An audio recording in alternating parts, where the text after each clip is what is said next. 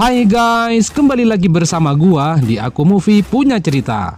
Apa kabar penonton setia Aku Movie? Semoga kalian diberikan kesehatan dan rizki yang barokah.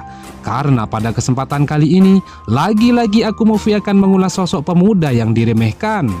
Jika kemarin mengulas sosok pemuda diremehkan karena ketengilannya, kali ini akan mengulas sosok pemuda yang diremehkan karena profesinya hanya penjual tahu. Tapi bukan tahu bulat digoreng 500-an mantap-mantap coy ya. Film ini menceritakan tentang perjuangan seorang pemuda yang bernama Wang Shen dalam membasmi siluman yang kerap kali mengganggu di desanya. Tapi di balik perjuangannya itu terdapat tantangan yang harus ia terima, di mana dirinya dianggap tak pantas bahkan tak mampu membasmi siluman itu, hanya karena dirinya bukan seorang pendekar, tapi penjual tahu. Mampukah Wang Shen mengatasi tantangan ini? Daripada penasaran, mari kita langsung ke pembahasannya. Dan jika kalian suka dengan channel ini seperti biasa, subscribe aja segokil-gokilnya agar tidak ketinggalan video menarik lainnya dari Aku Movie. Film diawali dengan memperlihatkan seorang pak tua yang merupakan penjaga rumah angker. Lalu tanpa disadari ia dibangunkan oleh seorang pemuda yang bernama Wang Shen dan kedua temannya yang bernama Suang Huang dan Gui. Ketiga orang ini mengaku sebagai pemburu siluman. Kedatangan mereka ini bertujuan untuk membasmi siluman yang konon katanya bermarkas di rumah angker tersebut. Tanpa basa-basi, pak tua itu pun mengantarkan mereka ke rumah tua itu sembari menjelaskan bahwa si pemilik rumah ini sebelum meninggal menderita sakit yang menahun. Dan di waktu sakit itu ia melakukan ritual jahat, mempelajari ilmu sihir guna memancing darah siluman untuk membangkitkan orang yang sudah mati. Akan tetapi tak lama kemudian si pemilik rumah itu meninggal dunia, hingga di rumahnya masih banyak mayat-mayat yang belum dikubur. Betapa terkejutnya Wang Shen mendengar cerita ini. Kemudian karena tidak mau ambil resiko, pak tua itu tidak ikut masuk ke dalam rumah tua itu dan menyuruh mereka bertiga melanjutkan pemburuannya ini. Tapi bukannya mengajak bersama bertiga ke dalam rumah tua itu, malah Wang Shen disuruh menunggu di luar karena kedua rekannya ini menganggap Wang Shen tak pantas menjadi pemburu siluman karena hanya penjual tahu. Dengan penuh kekecewaan, ia pun membiarkan kedua rekannya itu masuk. Ketika mereka berdua masuk ke dalam rumah tersebut, di dalamnya nampak bergantungan beberapa perlengkapan mistis, menandakan bahwa rumah itu pernah digunakan sebagai tempat ritual. Di ruangan sebelah, tanpa diduga, Gui menemukan mayat-mayat yang sudah menjadi mumi, mengerikan sekali.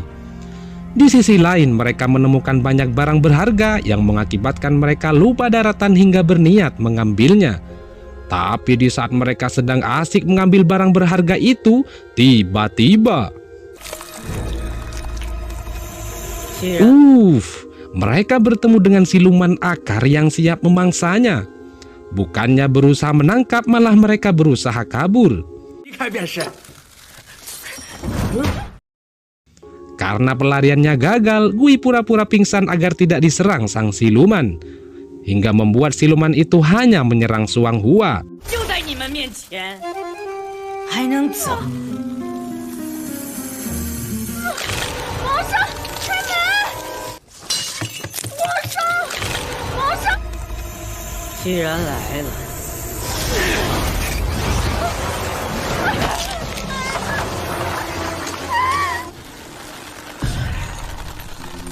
Betapa terkejutnya gadis ini saat di situ ada banyak mayat yang sudah menjadi mumi. Karena ketakutan ia pun berteriak memanggil Wang Shen. Mendengar jeritan kerabatnya itu, ia pun segera datang menolongnya.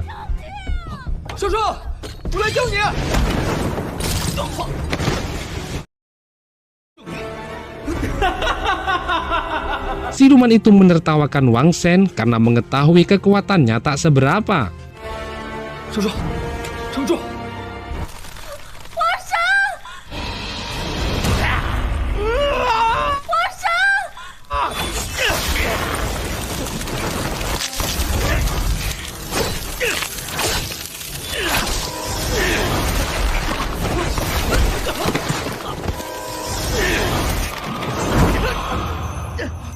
Lalu betapa terkejutnya siluman itu ketika hendak menusuk Wang Shen ada cahaya kuning menghadangnya. Tapi bukan kuning kayak di WC ya. Tak berhenti di situ, siluman itu juga dikejutkan dengan cahaya yang ternyata itu adalah seorang pendeta Kisan yang bernama Muchen.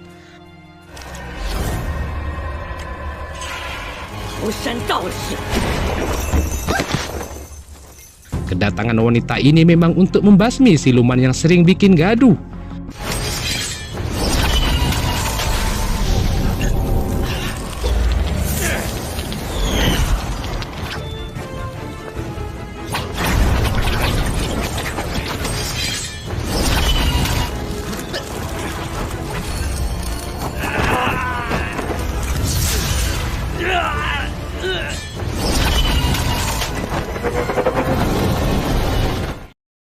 Dengan begitu mudah ia mengalahkan siluman itu. Di tengah keheranan betapa ngacangnya Wang Shen melihat wajah Muchen yang bening. Ya wajarlah, karena bagi pria kereh melihat wajah bening tanpa ngaceng bagai tanpa cebok. Lalu karena kemampuannya sama dengan Mia Khalifa, Wang Shen pun mengejar wanita itu dan meminta untuk diajak ke Gunung Kisan guna mempelajari ilmu kesaktian. Tapi sayang Muchen menolaknya. Di lain tempat, tepatnya di kuil Gunung Kisan, terdapat seorang ketua guru yang bernama Mingsu sedang bertapa. Ia adalah guru para pendeta di kuil ini. Di saat ia fokus dalam bertapanya, tiba-tiba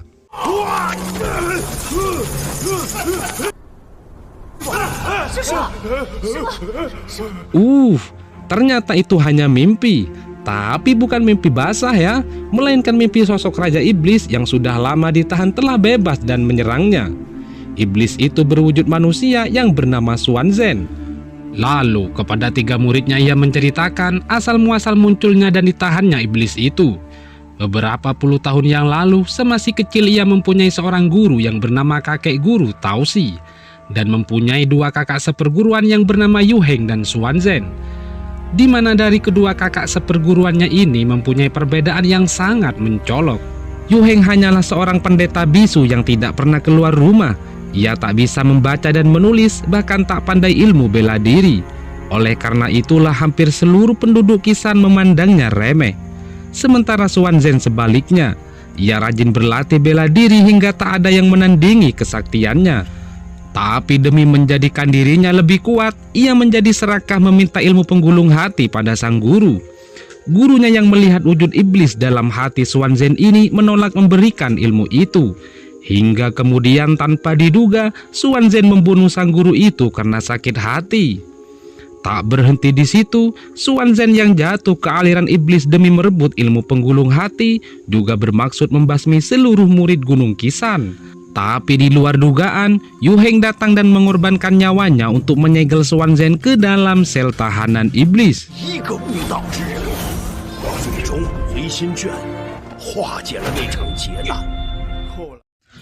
Hingga akhirnya Xuanzhen terkurung di dalam sebuah sel iblis yang bergantung di lembah Wuji. Sekarang Mingsu ini mengkhawatirkan kebebasan Xuanzhen itu, karena jika itu terjadi, maka dunia akan dipenuhi kejahatan olehnya. Mendengar kekhawatiran sang guru ini, salah seorang muridnya yang bernama Ling Feng mengatakan bahwa Xuanzhen tak akan bebas selama segel itu masih ada. Lalu murid lainnya yang bernama Wu yang mengatakan jika hal itu terjadi, maka seluruh pendeta Kisan siap membasminya. Mendengar ucapan kedua muridnya ini, Guru Mingsu mengatakan hanyalah orang yang ditakdirkan mempunyai ilmu penggulung hati yang bisa membunuh Xuanzhen. Namun tak sembarang orang yang ditakdirkan mempunyai ilmu itu, melainkan hanyalah orang yang pernah mimpi bertemu dengan kakek guru Taosi. Lalu ia pun menanyakan kepada 3 muridnya itu yang pernah mimpi sang kakek guru. Ternyata di antara mereka tak ada yang pernah mengalami. Hingga kemudian ia pun menyuruh mereka menunggu sampai ada orang yang mimpi sang kakek guru. Sementara di lain tempat, Wang Shen yang masih penasaran dengan kesaktian wanita itu dengan semangat menuju Gunung Kisan. Sesampainya di sana, ia pun memasuki sebuah paviliun yang nampak tanpa penghuni. Lalu ia mendekati api yang masih menyala, yang menandakan ada orang yang baru membakar ikan. Kemudian betapa kagetnya Wang Shen yang merasa ada sosok melintas di belakangnya.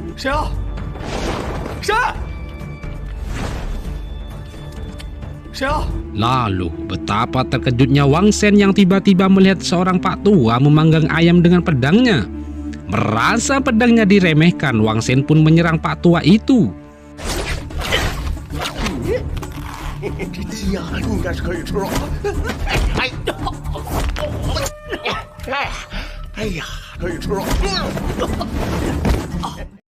Melihat kehebatan pak tua ini, tentunya ia bukan orang biasa. Karena tak mau kalah, Wang Shen menjebak kaki pak tua itu dengan tampar yang kemudian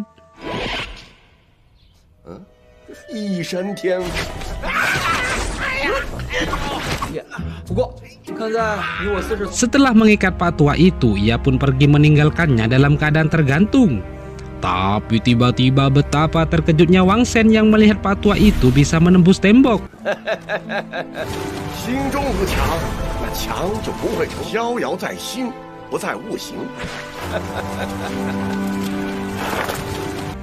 Pak tua itu pun menjelaskan pada Wang Shen yang masih keheranan dengan kehebatannya ini, bahwa ilmu yang ia gunakan ini adalah ilmu Taoisme, sebuah ilmu yang bisa menembus benda padat.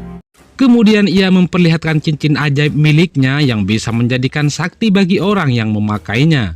Ia pun memberikan cincin itu pada Wang Shen dengan ditukar pedangnya. Keesokan harinya, tepatnya di pasar di mana ia menjual tahu, dengan percaya diri Wang Shen mengumumkan pada semua orang bahwa dirinya memiliki kesaktian dengan bisa menembus pagar tembok. Gui yang tidak percaya menyuruh Wang Shen membuktikannya untuk menembus pagar tembok itu. Dengan jaminan ia siap menjadi asisten jika berhasil.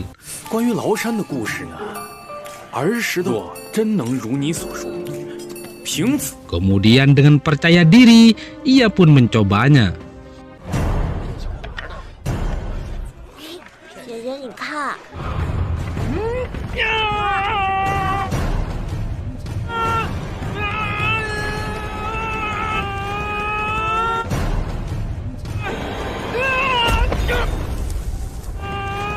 Tapi sayang, ternyata Wang Shen gagal. Karena tak ingin menanggung malu, ia mengulangi yang kedua kalinya. Tapi tiba-tiba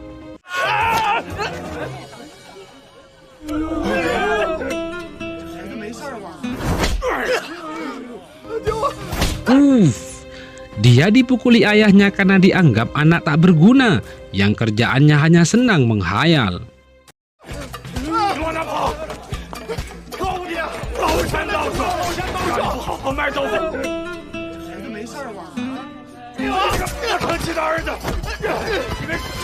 Tak lama kemudian, ayahnya pun pingsan mengetahui pedang anaknya itu sudah dijual. Hingga kemudian ia diusir dan dilarang pulang sebelum menemukan pedangnya.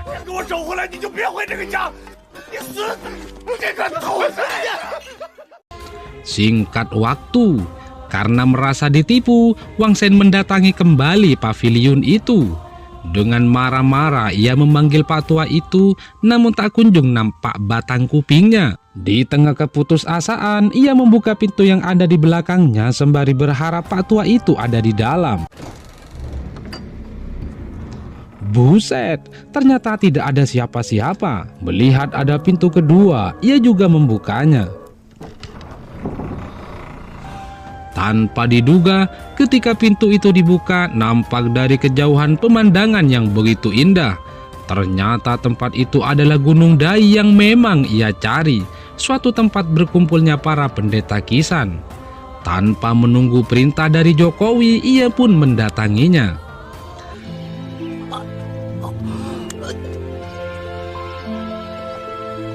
Di sana ia bertemu dengan Wu Yang, murid pertama guru Mingsu yang kemudian menyeretnya karena menganggap Wang Shen masuk tanpa izin. Betapa terkejutnya Wang Shen yang tanpa ia duga bertemu dengan Mu Chen. Ia pun langsung menyapanya.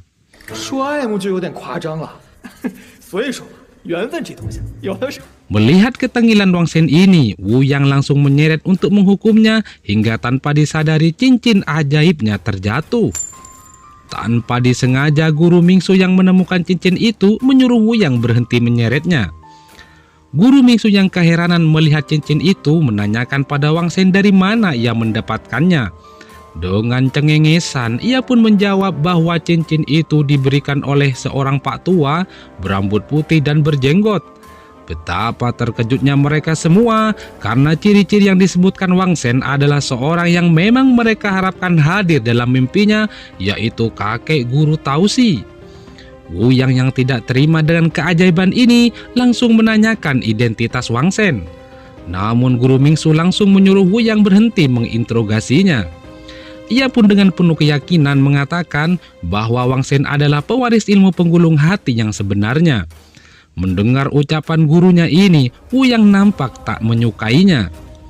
Sebagai bekal sebelum menerima ilmu itu, guru Mingsu pun menyuruh Wang Shen bersiap bertapa dan menyuruh Mu Chen menemaninya. Seperti biasa, Mu Chen mengikat setiap murid baru Qisan dalam pertapaannya. Karena Wang Shen tergolong murid yang usil, Mu Chen pun memberikan mukaddimah sebelum mulai bertapa, seperti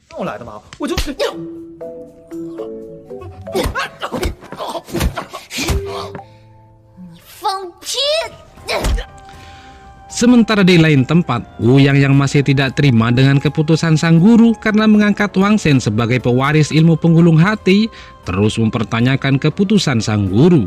Karena ia menganggap masih banyak murid Qisan yang lebih lama dan lebih layak menerimanya. Guru Mingsu pun menjawab bahwa ilmu penggulung hati hanya bisa diwariskan pada orang yang ditakdirkan. Sang guru pun memperingati Wuyang agar tidak menolak takdir ini, agar dirinya tidak jatuh ke dalam iblis sebagaimana Xuanzhen. Kemudian ia pun pergi. Sementara di lain tempat, Ling Feng dan Mu Chen semakin khawatir akan terlepasnya sang Raja Iblis Xuanzhen dari tahanan, mengingat segel tahanan itu semakin lama semakin berkurang.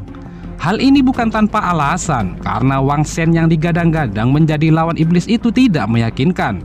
Menurut mereka, tidak mungkin Wang Shen bisa menguasai ilmu penggulung hati dalam waktu singkat, karena latar belakangnya bukan dari keluarga pesilat tapi hanya penjual tahu. Mendengar perbincangan ini dengan singkat, padat, dan berisi, guru Mingsu mengatakan tak ada yang bisa merubah takdir. Tak lama kemudian, Wang Shen yang sedang terlelap tidur setelah menjalani pertapaannya, tiba-tiba dikagetkan dengan kedatangan Mu Chen. Di mana kedatangannya ini guna memberi obat untuk menghilangkan rasa nyilu di badannya setelah sebelumnya diservis. Namun Wang Shen enggan meminumnya karena mengira itu adalah racun. Karena tak mau dirinya disiksa lagi, ia pun hendak kabur. Tapi sayang, pelariannya ini gagal karena bersamaan dengan kedatangan guru Mingsu.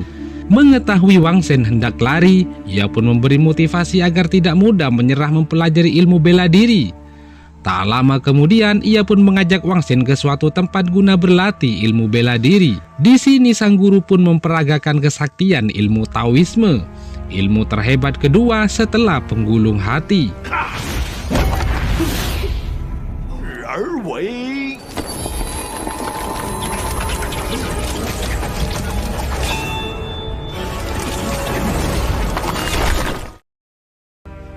Melihat kehebatan ilmu ini, Wang Shen merasa kebingungan bagaimana ia bisa mencapai tingkat kesempurnaan seperti sang guru dalam waktu singkat.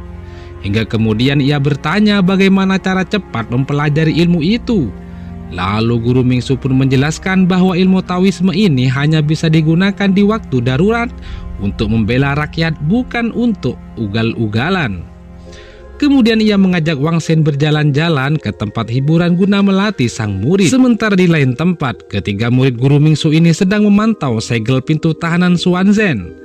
Betapa terkejutnya mereka melihat lampu segel yang hidup hanya tinggal satu, yang menandakan Xuanzhen akan bebas jika lampu segel terakhir mati. Lalu Mu Chen mengatakan bahwa Xuanzhen tidak akan bebas jika masih ada satu lampu segel yang hidup. Kemudian Mu Chen pun mengusulkan menunggu Wang Shen untuk memperbaiki segel ini. Tapi Wuyang yang memang tidak suka dengan Wang Shen memutuskan untuk memperbaiki sendiri. Awalnya Mu Chen tidak menyetujui keputusan Wuyang ini karena ia tahu bahwa untuk memperbaiki segel ini harus mendatangi lembah Wuji, tempat terlarang bagi siapapun kecuali bagi orang yang mempunyai ilmu penggulung hati. Karena di lembah inilah iblis Xuanzhen ditahan. Namun dengan egoisnya, Wuyang tetap pada pendiriannya hingga mereka pun ikut pergi ke lembah itu karena terpaksa. Di sini Wuyang menyuruh mereka berdua untuk membaca mantra 3 kehidupan guna menghidupkan lampu segel yang mati. Mereka pun melakukannya tanpa berpikir resiko jika cara ini gagal. Usai membaca mantra itu, tiba-tiba tubuh mereka melayang menandakan mantra yang mereka baca gagal.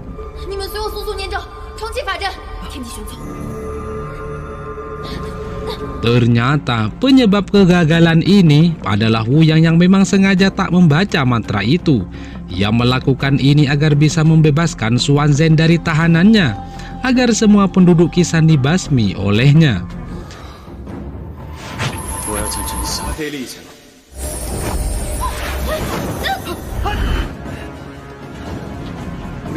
Setelah menyerang kerabatnya sendiri, Wuyang bermaksud menghancurkan sel tahanan tempat iblis itu ditahan dengan mengorbankan badannya sendiri. Semua ini ia lakukan karena ia tidak terima keputusan sang guru yang memberikan ilmu penggulung hati pada Wang Shen.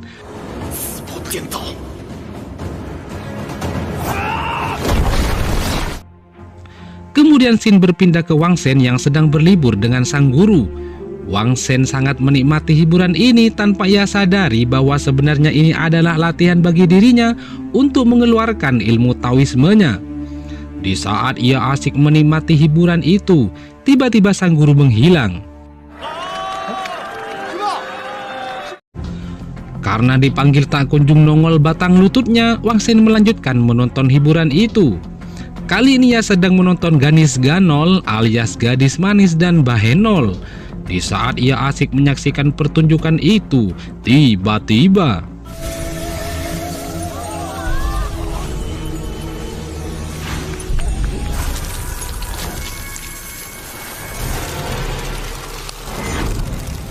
rupanya wanita itu adalah siluman akar yang dengan mantranya membuat seluruh manusia di situ tiba-tiba menjadi patung. Tapi karena cincin ajaibnya, Wang Shen selamat dari mantra sang siluman. Seketika ia pun lari dari kerumunan itu. Kemudian karena menyadari bahwa dirinya murid Kisan, ia pun menantang sang siluman. Hingga kemudian siluman itu menyerangnya.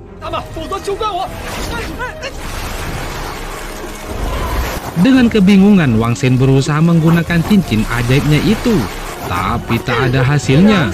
Bahkan siluman itu pun mengatakan bahwa cincin itu palsu, hingga Wang Shen pun dibantainya.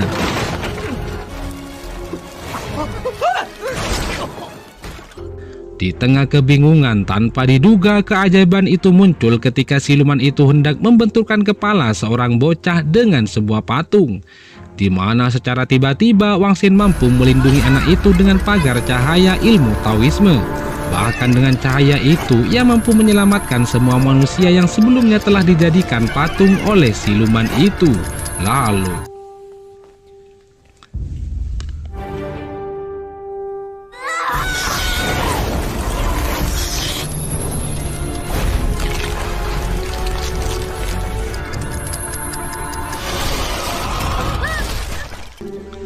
sementara di lembah Wuji, Xuanzhen berhasil bebas dari tahanannya setelah sebelumnya dihancurkan oleh Wuyang. Kemudian Mu Chen dan Ling Feng menyerang untuk menahannya kembali.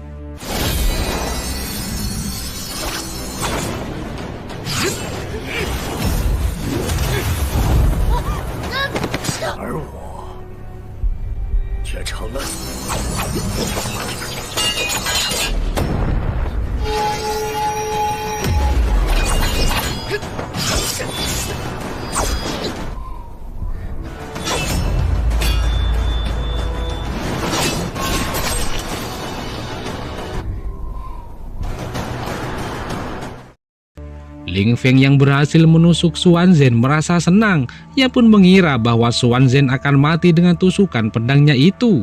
Tapi tiba-tiba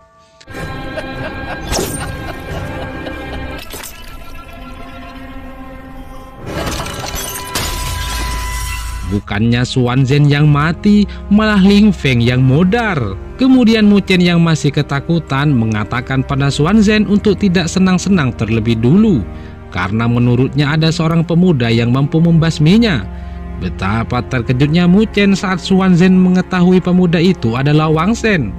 Betapa lebih terkejutnya lagi saat Xuan Zhen mengatakan bahwa Wang Shen tak mungkin membunuh dirinya karena ia adalah cucu keturunannya. Dengan penuh ketakutan, ia pun pasrah menghadapi Xuan Zhen yang hendak membunuhnya. Tapi tiba-tiba, beruntung Guru Mingsu berhasil mengelabui Xuan Zhen dan menolong Mu Chen. Setelah menolong Mu Chen, sang guru pun menemui Wang Shen yang baru berhasil dalam latihannya. Wang Shen yang tak menyangka dirinya akan sehebat itu diajak sang guru ke suatu tempat di mana ia pernah bertemu dengan kakek guru Tausi. Tanpa diduga ternyata di situ ada Mu Chen yang masih terluka. Ia pun mengabarkan bahwa Xuan Zhen berhasil bebas dari tahanan Qisan.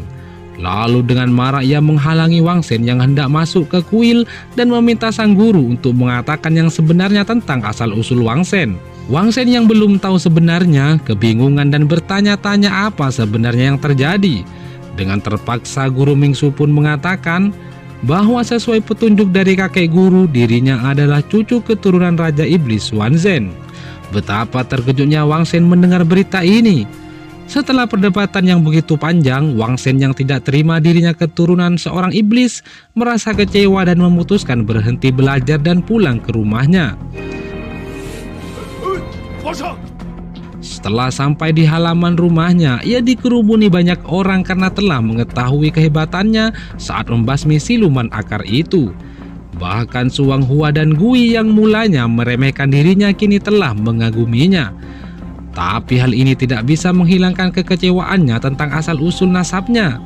Lalu, betapa terkejutnya Wang Shen saat di rumahnya sudah disinggahi sang kakek iblisnya. Lalu, Wang Shen menyerang dengan ilmu tausinya, tapi ilmu ini berbalik arah hingga menyebabkan seluruh masyarakat di sekitarnya modar. Ayahnya yang merasa ketakutan memperingati Wang Shen untuk menghormati kakeknya itu. Namun dengan emosi, Wang Shen menjawab bahwa dia bukan kakeknya tapi iblis berwujud manusia. Mendengar celotehan cucunya ini, Xuan Zhen geram hingga mengancam ayahnya dan memaksa Wang Shen memasrahkan ilmu penggulung hati.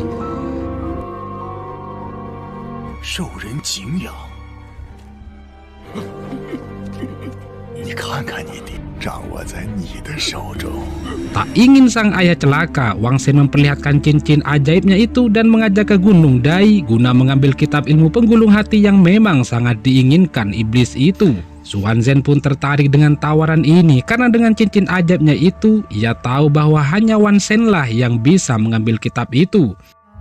Hingga mereka berdua pergi ke Gunung Dai. Sesampainya di sini, mereka dihadang oleh Mu Chen dan prajurit Qisan yang lain. Wang Shen pun menghina Mu Chen dengan kata-kata kotor, hingga keduanya saling menghina satu sama lain. Kemudian Wang Shen menyuruh kakek iblisnya itu untuk memasrahkan Mu Chen ini pada dirinya. Mengetahui hal ini, Xuan Zhen pun membiarkan mereka berdua berkelahi dan segera bernostalgia dengan adik seperguruannya Guru Mingsu. Di sini Guru Mingsu memang sudah siap menunggu kehadiran iblis itu. Dengan bantuan muridnya, dia berusaha menangkap Xuan Zhen dan menghukumnya kembali.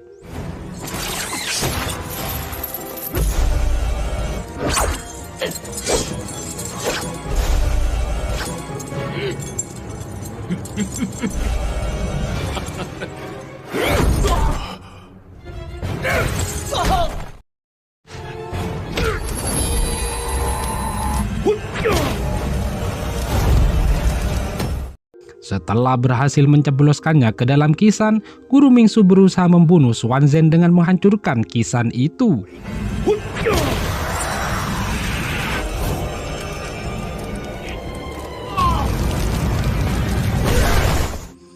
Tapi rupanya ilmu Guru Mingsu tak cukup melawan kesaktian Xuan Zhen hingga ia tetap selamat walaupun selnya dihancurkan.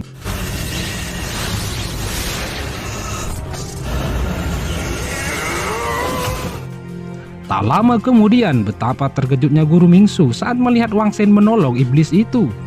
Ia pun tak menduga muridnya itu akan berpihak pada sang kakek. Lalu dengan nada emosi, Wang Shen memojokkan sang guru akan kesalahannya selama ini dan menyuruh sang guru menyerahkan kitab penggulung hati itu. Seolah Wang Shen benar-benar membela kakek iblisnya. Tapi tiba-tiba sang guru dikejutkan dengan Wang Shen yang memberikan kode dengan matanya yang menandakan dirinya hanya pura-pura membela Xuan Zhen. Oleh karena itulah Guru Mingsu mengeluarkan kitab penggulung hati yang selama ini ia sembunyikan.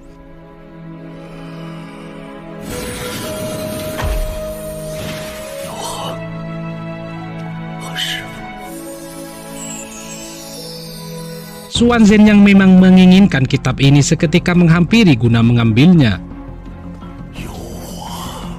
Tapi tiba-tiba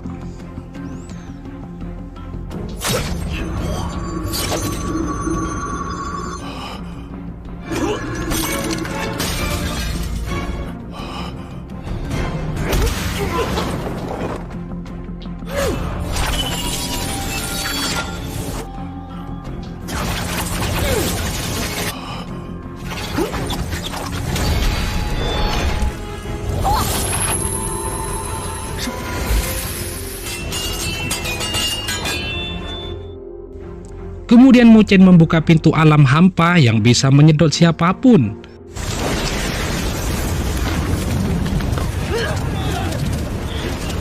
Tanpa diduga, Wang Shen mengorbankan dirinya menyeret iblis itu ke alam hampa, sebuah alam yang membuat semua kesaktian orang yang masuk ke dalamnya tak akan berfungsi kecuali ilmu penggulung hati. Di alam ini, Wang Shen berhasil mengambil kitab itu dari tangan Xuanzhen, tapi tiba-tiba lagi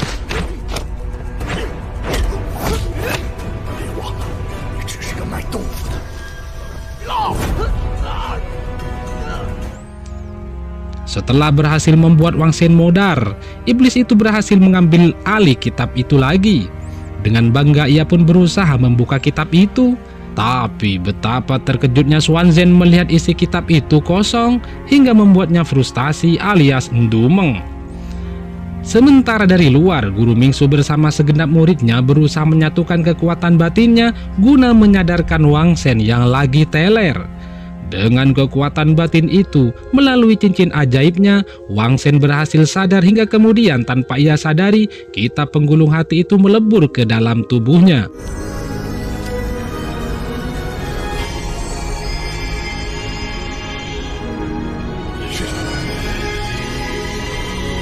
Kemudian dengan ilmu penggulung hati itu, ia mampu membinasakan sang iblis.